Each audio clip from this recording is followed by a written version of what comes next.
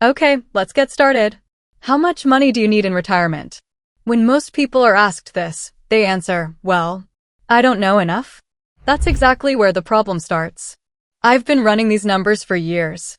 And by the end of this video, you're going to understand it. But first, I need to tell you something. I looked through actuarial tables and files. I read strategy after strategy. And I noticed this. Everyone tells you wait, delay, be patient. But nobody properly explains why filing early can actually make sense. Today I'm going to explain that.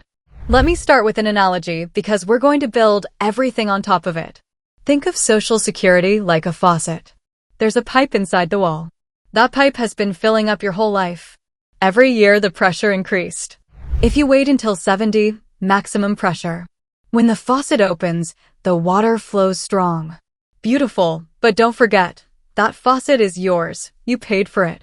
And if you wait too long, that water stays in the pipe. Nobody refunds you. Nobody returns the pressure. The question is, when are you going to turn on the faucet? First, let's put some numbers on the screen. Let's create a fictional character. Let's call him Pat. He earned $90,000 in his final year. Upper middle class income. A realistic example. Pat has three options. One files at 62, $2,238 per month. Two files at 67, $3,198 per month. Three files at 70, $3,966 per month. The classic calculation is, which one puts more total money in your pocket before you die? File early and you get lower payments for longer. File late and you get higher payments for fewer years. The lines cross somewhere in the early 80s. Simple, right? No. This is where everyone quietly gets it wrong. The Social Security Administration uses an average life expectancy of 84 for someone who has already reached age 62, not 79. Because if you've reached 62 without a major health crisis, you've already left the early death risks behind. If Pat lives to 84 and inflation adjustment is zero, filing at 62 produces roughly $615,000 total. Waiting until 67 produces less. The difference, $72,000 in favor of filing early. Okay, so I file at 62, done? No. Just change the life expectancy by 3 years. Drop it from 84 to 81. Suddenly 67 becomes the better option. Drop it 6 years to 78. Then do you know what the most logical option is? 65. Right in the middle. The answer nobody talks about. And there's also this, the inflation adjustment. Every year Social Security is updated for inflation. If your base benefit is larger, that update is also larger. Compound interest logic. 3% of $3,966 and 3% of $2,238 are very different numbers. That gap compounds every year. When calculated with realistic inflation adjustment, the difference between filing at 62 and waiting until 70 is not $72,000. $246,000. This is a different decision. This is a year of freedom. But that $246,000 only materializes if you live long enough. And if any of the 7 situations I'm about to describe apply to you, that advantage evaporates completely. Reason 1. Your health is genuinely bad or your family history is terrible. This feels weird to say, but it needs to be said. If your dad died at 73 and your grandfather at 71 and you've already had a cardiac event, the math changes completely. Waiting for a higher monthly payment is pointless if you don't live long enough to collect enough of them. If the pipe is leaking, you don't wait. You open it and you drink. Reason 2. You want to enjoy retirement while your body still allows it. This looks like an emotional reason. But it's not. Retirement spending follows a curve. High at first, lower in the middle, very low at the end. Money means something different when you're healthy, mobile, and free. Money at 63 and money at 79 are not the same thing even if the numbers are identical. Because your capacity to use it is not the same. I heard about a man once. He waited his entire career. The better moment, the bigger portfolio. He retired at 72 with more money than he'd ever imagined. He spent the first 2 years going to medical appointments. He could no longer do any of the things he'd planned. The money was there. The life wasn't. This is not a calculation problem. It's a timing mistake. Reason 3. Your spouse can access their benefits the moment you file. Most couples miss this completely, and missing it costs thousands of dollars. If your spouse has no Social Security benefit of their own or it's very low, they can receive up to 50% of your full retirement benefit. But that money doesn't flow until you file. File at 62 and that income starts immediately. Picture this. 2 people sitting in a retirement planner's office. The advisor turns to the higher earner. You should definitely wait until 70. The higher earner nods. The meeting ends. The spouse sitting in the other chair spent 20 years at home with almost zero individual benefit. That household left years of collectible income on the table. This happens all the time. One of the most expensive invisible mistakes in retirement. Reason 4. Your spouse has a serious health diagnosis and a high benefit amount. This is the most counterintuitive item on the list. And in my opinion, the most financially significant. Something almost never discussed outside of academic research. Here's how it works. If your spouse is the higher earner and has a serious health condition, when your spouse passes away, you, as the surviving spouse, receive their benefit. That larger monthly check becomes yours for the rest of your life. The strategy is file now at 62 for your own benefit. Collect the smaller amount while your spouse is alive. When your spouse passes, switch to the large survivor benefit. Instead of collecting nothing while your spouse is alive, you're collecting something. Then you transition to the larger check.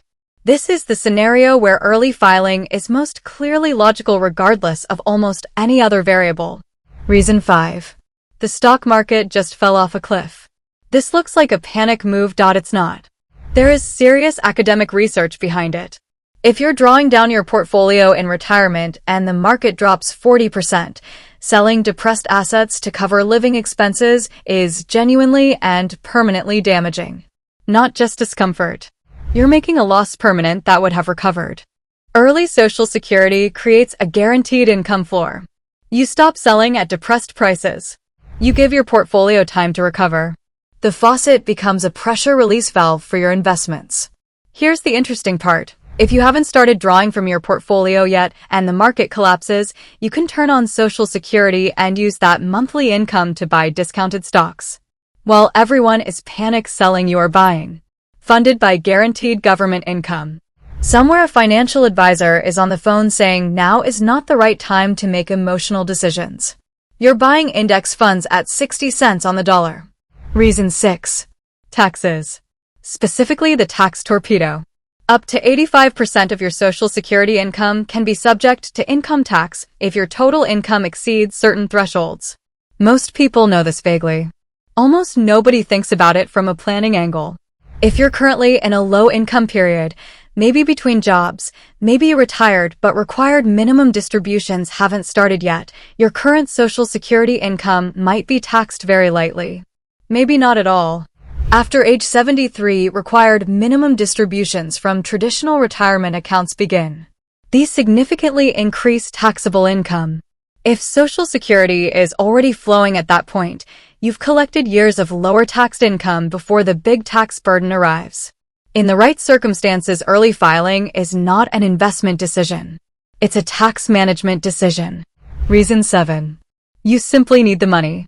I'm saying this without condescension because it applies to far more people than will ever say it out loud in a financial planning meeting.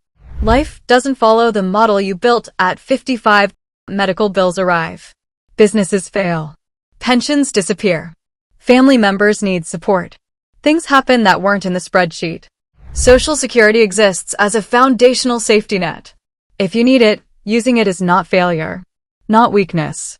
Not poor planning. This is exactly what the system was designed for. The faucet is yours. If you need water, you turn it on. That's it. Let's make all of this concrete with a real scenario. Let's call her Sandra. 62 years old, recently retired, married to a husband who is 65 with a higher Social Security benefit and a serious heart condition. Sandra's benefit at 62, $2,100 per month. Husband's full retirement benefit, $3,600 per month. If Sandra waits until 67, her benefit goes up to about $2,900. $800 more per month. Looks great on paper. But her husband passes away at 69. If she had waited, she would have collected nothing from her own benefit for 7 years. Then she would have switched to the survivor benefit anyway. By filing at 62, she collected approximately $176,000 over those 7 years before making the switch. Because the faucet was available and she turned it on. To be honest, there are also scenarios where delaying makes more sense. If you're in perfect health, have significant savings, have no pension income, and your spouse also has a high benefit, waiting until 70 can produce dramatically better lifetime outcomes. That $246,000 difference is real and it compounds. And think about this. If your investment portfolio isn't reliably earning more than 8% annually, delaying Social Security essentially means a guaranteed 8% return on deferred benefits. In most environments, that's genuinely hard to beat. So, what's the answer? File at 62 or wait? That's the wrong question. The right question is, which of those 7 conditions genuinely applies to your situation right now? Because this is not a math problem with one correct answer that applies to everyone. It's a personal decision with hundreds of variables, specific to your body, your marriage, your portfolio, your tax situation, and things that haven't happened yet but are already in motion. The financial planning industry has a structural incentive to push you toward delaying. Advisors who manage your investments earn fees based on portfolio size. If you draw Social Security early, you spend less from your portfolio. Their fee base stays larger for longer. I'm not calling that corruption. I'm calling it an incentive that exists. And you deserve to know about it when you're sitting in that office. 3 things you can start doing this week. First, run the break-even analysis. But move the life expectancy assumption 3 years in both directions. If the optimal strategy flips completely with a small change, your margin for error is very thin. You need more information before deciding. Second, if you have a spouse, don't analyze Social Security in isolation. Model your combined household benefits together, including spousal and survivor benefits. One spouse's filing decision directly affects the other, every single time. Third, if you're currently in a market downturn, a low-income period, or facing a family health situation, these are exactly the moments to reconsider your filing timeline. Not the plan you made years ago in calm conditions. The ground has changed. Your plan should at least acknowledge that. The Social Security Administration deleted that calculator because people were using a starting point as a final answer. They'd plug in one number, get one result, and act like the decision was made. Don't be that person. The faucet is yours. You paid for it across your entire working life. The only real question is, for you specifically, with your specific health, your specific household, your specific portfolio, when does it make sense to turn it on? That's the decision. Not the formula. The decision.